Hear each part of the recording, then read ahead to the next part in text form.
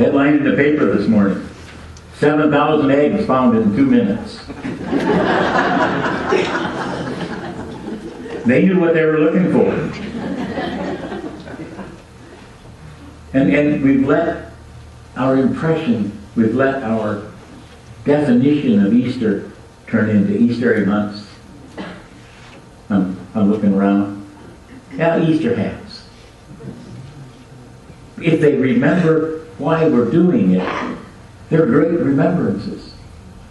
It's just like at Christmas. The Christmas tree is not what Christmas is all about, but it ought to be something we can focus on because we have a very short attention span.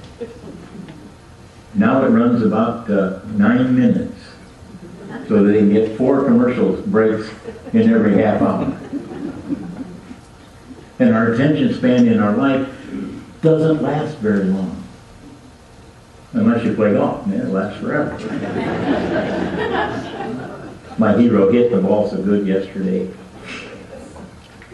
We didn't win, but he hit the ball.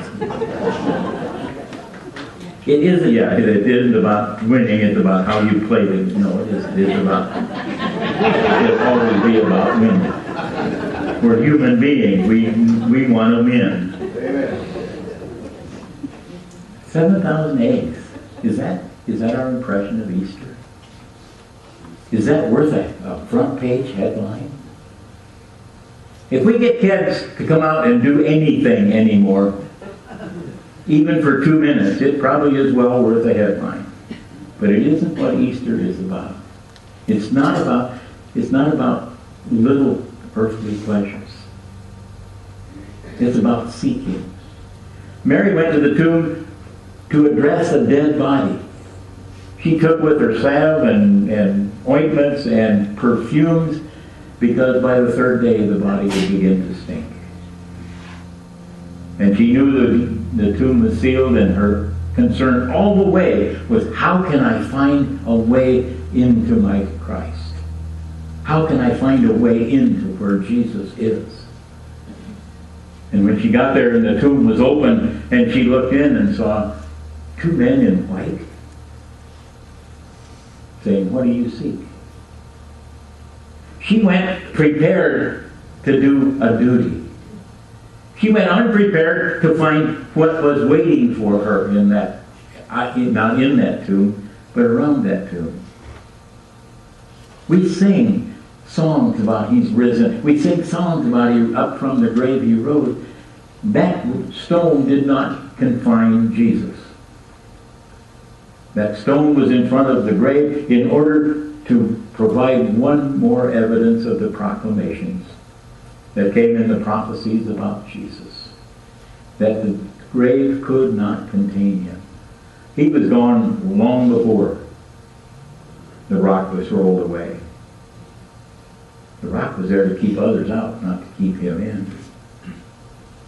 And it said what the scripture that earlier read said that Peter looked in and saw the grave cloth where Jesus had laid. And if you read the scriptures, it said the napkin that covered His head and His face was folded neatly where His head had lain.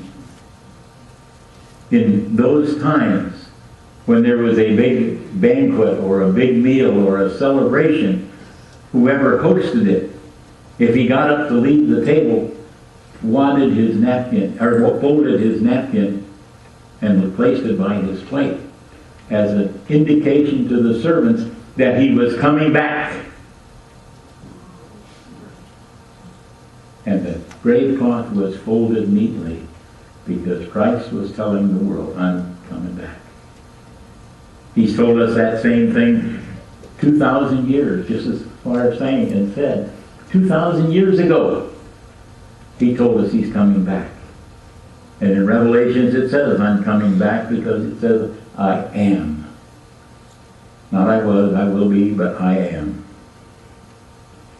Mary went seeking the opportunity to do one more nice thing for her good friend. You notice it doesn't say which Mary, because if you read the story of the crucifixion, there were 3 Marys standing at the foot of the cross as Jesus died. And it doesn't say which one it was. We don't think it was Jesus' mother, because on the cross he had said to John, "This now is your mother." And to Mary, "Behold your son." And he took her home with him. Was it Mary Magdalene, who had probably been forgiven of sins in the town square? Could be. Mary, the mother of James? Could be. Mary was not an uncommon name. We don't know which Mary it was. And that's probably intentional by the author of the scripture, because we don't want to get that specific that we only point to one person. It was all of the Marys of the world who came to seek Jesus Christ and to do what they thought was his duty, or her duty, to help to embalm a body. And the angel said, "What do you see?" Jesus said, "Mary," and she said, "Tell me where you put him, and I'll go find him."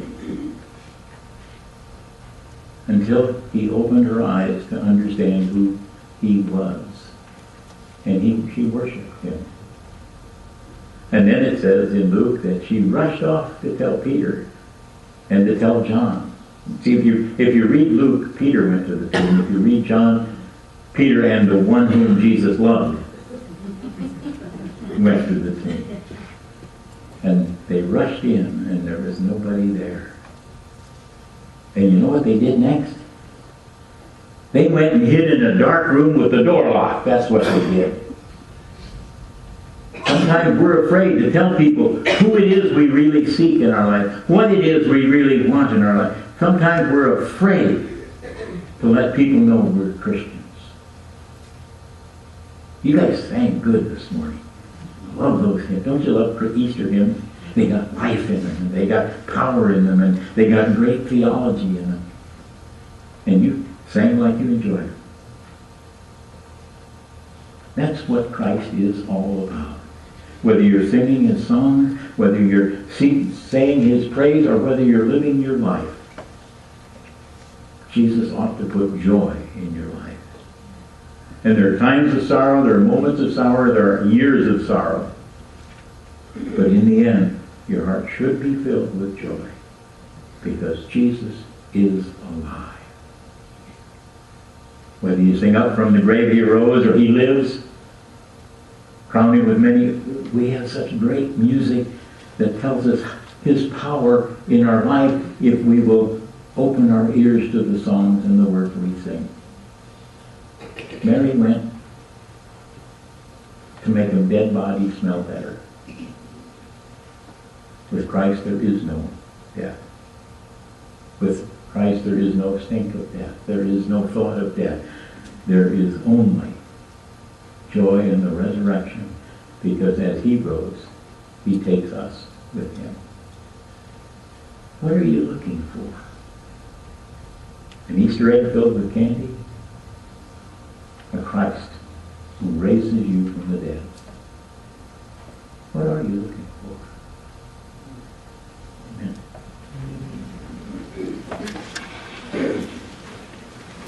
Christ the Lord is risen today. Number 302. Will you stand with me?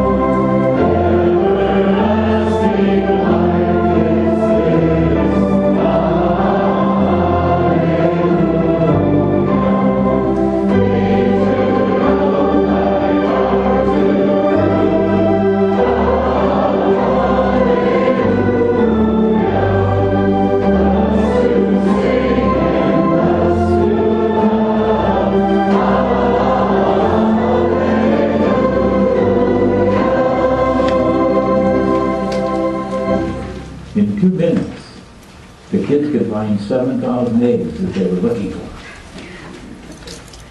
In 2 minutes, you can find Christ. Know His peace. Know His love. Know Him.